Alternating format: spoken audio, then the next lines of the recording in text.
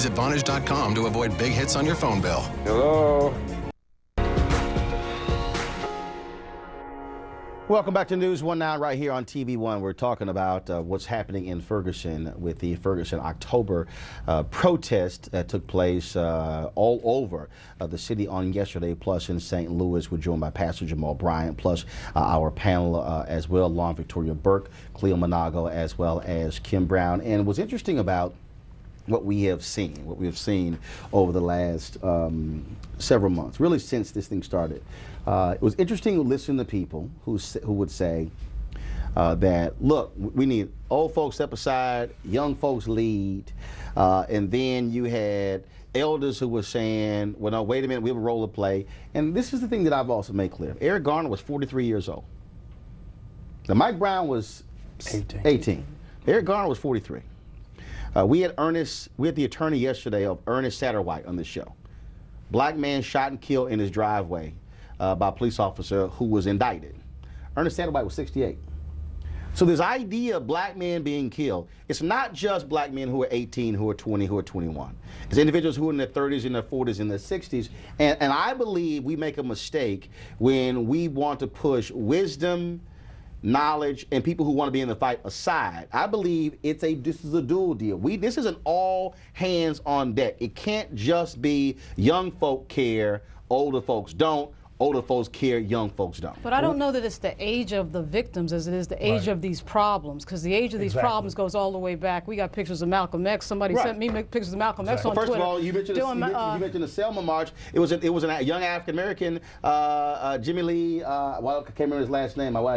Jimmy Lee Jackson, who was killed, that led to the Selma March. But I think that we need to understand that we have a little cycle here going of something happens, we react. There's a crisis. There's a panel. There's a speech. Nothing changes. Exactly. We do that over and over and over and over again. And I think these young people see that. They see that there's no results, and they're getting restless about that. Here's what the young people in Ferguson are saying, is that it's our time in the ring. We need the elders to be our corner man. Tell us how to. Yes. Didn't they boo Cornell Brooks off the stage? No. After he was finished, they demanded in an interfaith forum how it is that you come into Ferguson, you have a panel of interfaith leaders from around the country without any real representation of the young people who have been sustaining the movement. What has got to be very critical is you have to come into the march to be a part of it, not to lead it. This is something that they're doing in Ferguson. And so if in fact you're giving some insight, some advice, but you can't come in and say, oh, well, I'm here now and I'm the sheriff with the white hat. What they're looking for is, if in fact we're going to do a partnership, then teach us from the corner how to fight. But don't get in the ring and take over our fight if we're already in here swinging. But it's all of our fights. It's not just a millennial fight. It's not just a civil rights movement fight. I mean, when we talk about people in their 60s and 70s now, they were teenagers witnessing other teenagers be killed in the 50s and 60s. So this is not a new problem for some of our older leaders, but it's not the time to say, well, this is our fight, that was y'all's fight. This is everyone's. But whenever there's a revolution globally, whether you deal with what's going on in Hong Kong, what's happened in the Middle East, even in Africa, it's always led by young people. Exactly. But young people cannot wait for somebody to pass the baton. Well, they're not waiting. They're going to have to. But here's the other piece I think is important. And again, we use history as a guide. If we know it. Rosa Parks was 42 years old when she sat down. Dr. King was 25 when they elected him to be the leader of the Montgomery Improvement Association. 42 and 25. Folks still in the game.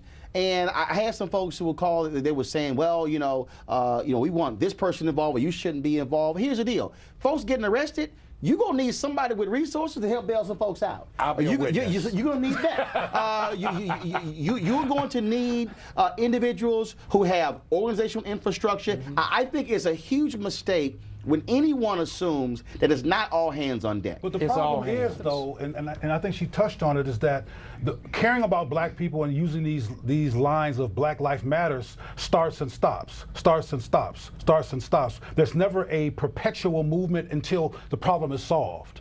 So what happens is that there's a credibility problem. It's like, we heard you back when Amadou, we heard you back when Sean Bell, we heard you back when Trayvon Martin, and there's new bodies that have piled up since. Exactly. What are you going to do to prevent the body pile up? And the old leadership has to answer to that to some extent, because they haven't changed the game enough so these problems aren't dealt with. But here's the deal, though, okay? And we have to be honest about, in terms of how all this is interrelated. If you're talking about how do you change bodies being piled up, that also has a direct result on who is leading police departments, who is also changing public policy within police departments, which also is impacted by the people who hire the police chief, who is the mayor and the city council or the city manager, which is also impacted by who hires the mayor and the city council and the folks who actually vote. Well, we've had black cities with black mayors, with black police chiefs, and still had these problems. No, I understand that. But what I'm saying is, I don't believe a civil rights leader can somehow change a department policy unless you begin to change the people who are leading police departments to change public policy. That's where I think what's Noble's responsibility, National Organization of Black Law Enforcement Officials, engaging them as well to provide leadership in this. We can't, you're right about that, but the point is we have had black leadership in charge of these things before and they still haven't changed. So something is systematically wrong with regard to the pressure that we put on specific issues to make change. But there's a lot of stuff that is not changing and stuff that is still staying the same. As you guys touched on, I think, on an earlier show, about the voter registration forms in Georgia. 55,000 of them mysteriously disappeared. Similar problem happening in Ferguson. So how are we supposed to continue to get these young people to stay engaged when the system itself is excluding us, despite the fact that we're playing by the rules? We have to do both. And a few blocks right from the studio, Dr. King gave the I Have a Dream speech. It was great, powerful, one of the best speeches America's ever heard. But connected to that had to be the work of Thurgood Marshall, that you have to, in fact, pass some laws that will, in fact, substantiate the speeches. What has to happen for us at this point, after the demonstrations, after we disrupt Monday Night Football, what are we going to do really about oversight in police departments? Where are body cameras? Where are we with civilian review boards? We can't just deal with black mayors. Jeremiah Wright said, everybody who's your color's not your kind. So we've got to have a different level of accountability on where it is that we are. And what has to happen is accept the reality that this has to be sustained, not 60 days. No. Not because, understand, August 28th, 1955, Emmett Till was killed. That's right. You go through the Montgomery bus boycott, 381 days. You then go to Voting Rights Act, Civil Rights Act, I Have March on Washington for Jobs and Freedom, Poor People's Campaign, Fair Housing Act, go through all that. It was 13 years between Emmett Till's death in 68 when King was killed and what took place. That's 13 years. And so the challenge for people is, you going to be in this fight? This ain't going to be a 6-month, 1 year, 2 year thing. No, I want to make an announcement to all of Black America. It's late breaking. In case they have not gotten the news, we have midterm elections coming up.